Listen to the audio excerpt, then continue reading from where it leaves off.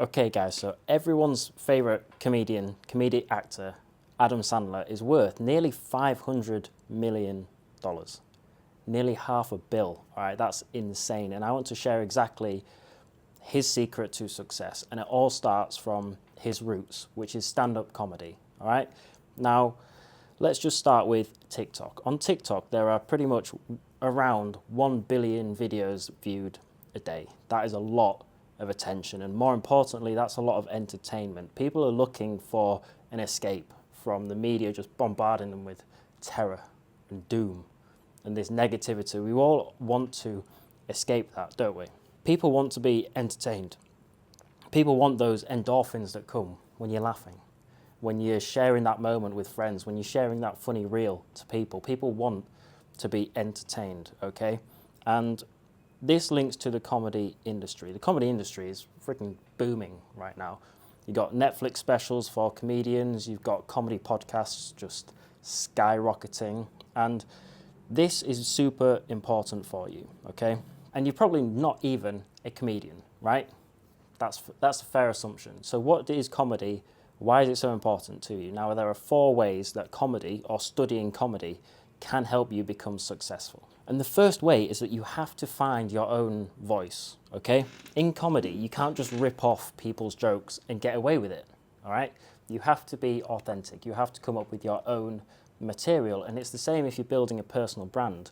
If you're just regurgitating what Alex Hormozy or Luke Belmar says, then you're not going to get that loyal audience, all right? You're not going to get the followers. You're not going to get that community which builds a personal brand. So comedians, they have to be very unique. They have their own style, and it's the exact same for your personal brand. You need to reflect. You need to take that time for introspection to find your authentic voice, your authentic style, because people see right through you when you're just trying to copy others. And I've been a sucker for this in the past. I thought, oh, these guys are doing really well, I'll just replicate what they're doing. However, I didn't build a loyal audience doing that. Like, I was just getting people who weren't really bothered. And when I was competing with people with Alex Hormozy, if our types of style was the same, talking about the same sort of stuff, I was way behind in that race. Like, that wasn't even close. And you know this because he has a team.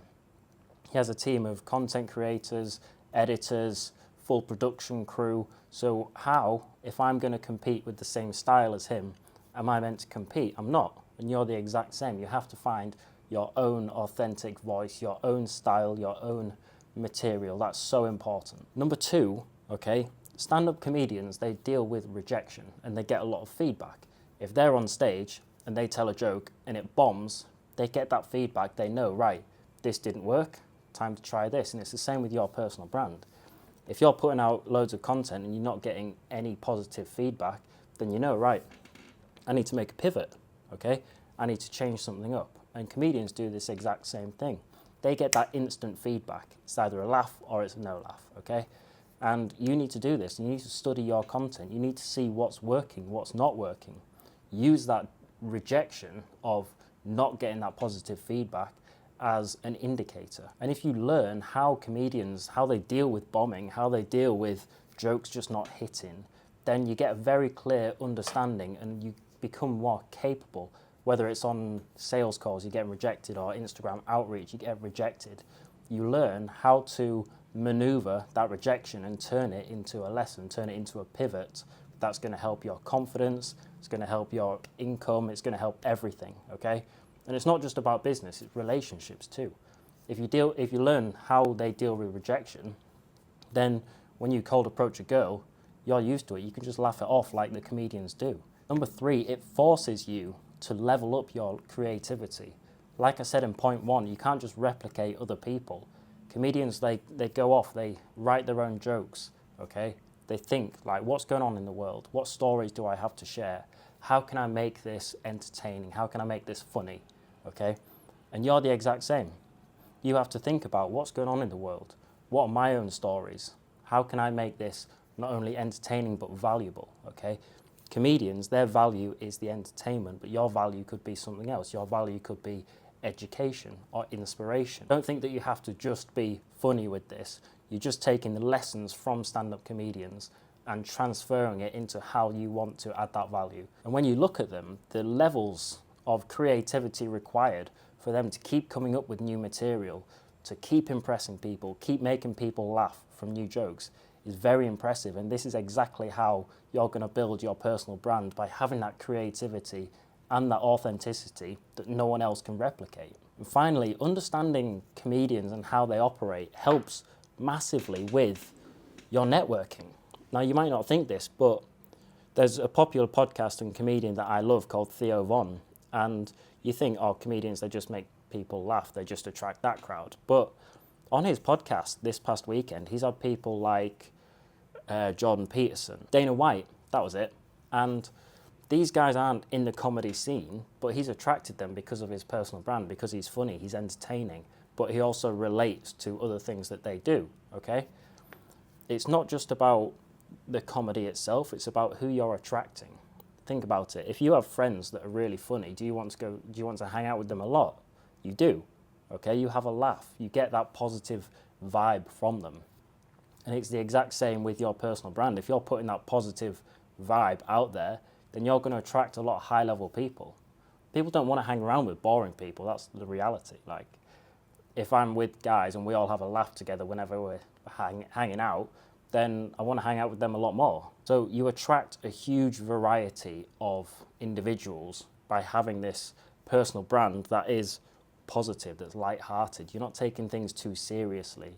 Like when I look at influencers and they're like, oh, grind, hustle, like making money, and if that's all they have and they're not funny at all, I'm not really bothered, because it's like you're just this archetype of money-making influencer and you're probably a boring person. So you don't actually need to go do open mics and work on material.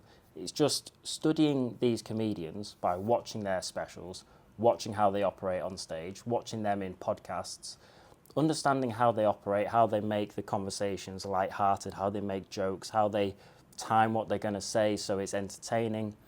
This is super valuable, and I think so many people are missing it, because at the end of the day, people are on social media to be entertained, to escape from their lives that they probably do not enjoy. I don't go on Instagram to learn. Like, we're all like that. I might go on YouTube to learn, but Instagram, TikTok, I'm not going on there to, I don't have TikTok, but you don't go on those platforms to learn. You don't think, right, I'm going to scroll through Instagram, I'm going to learn something good. Going on there to be entertained.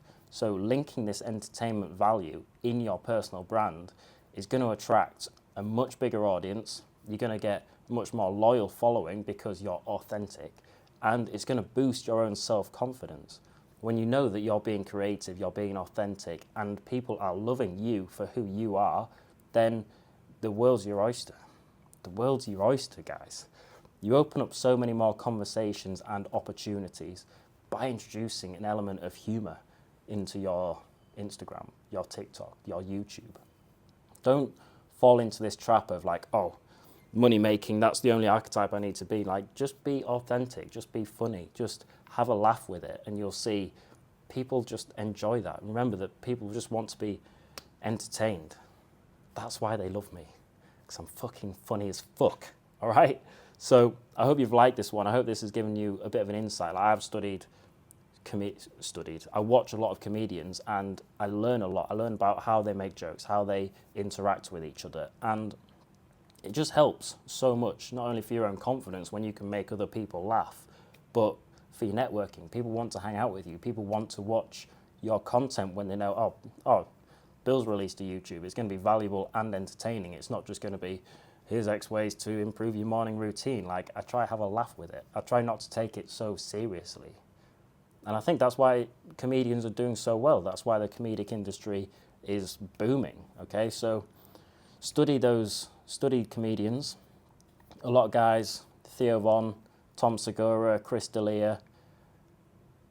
There's loads of them. There's British guys, there's Americans, there's all over. So go have a look at them with intent as well. Don't just watch comedy podcasts for the sake of it. Like, have some intent behind it. Think about look at the most played sections, okay? They're probably the highest jokes. Look at the comments on the YouTube.